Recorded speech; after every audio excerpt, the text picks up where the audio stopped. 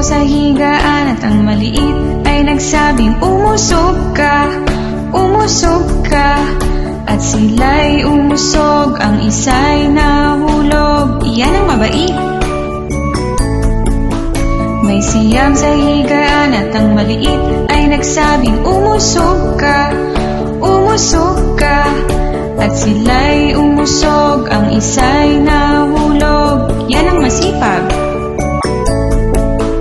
May walo sa higaan at ang maliit ay nagsabing umusog ka, umusog ka.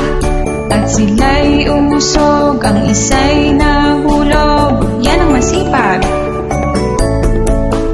May pito sa higaan at ang maliit ay nagsabing umusog ka, umusog ka.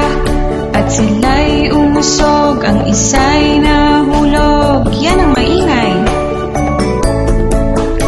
May anim sa higaan at ang maliit ay nagsabing umusog ka, umusog ka.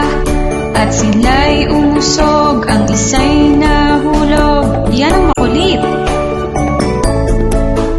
May lima sa higaan at ang maliit ay nagsabing umusog ka, umusog ka. At sila'y umusog, ang isa'y nahulog. Yan ang tahimik. May apat sa higaan at ang maliit ay nagsabing umusog ka, umusog ka.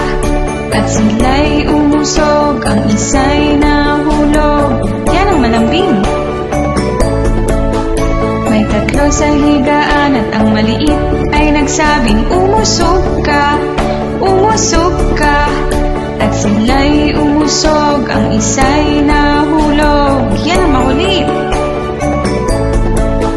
May dalawa sa higaan at ang maliit ay nagsabing umusog ka, umusog ka.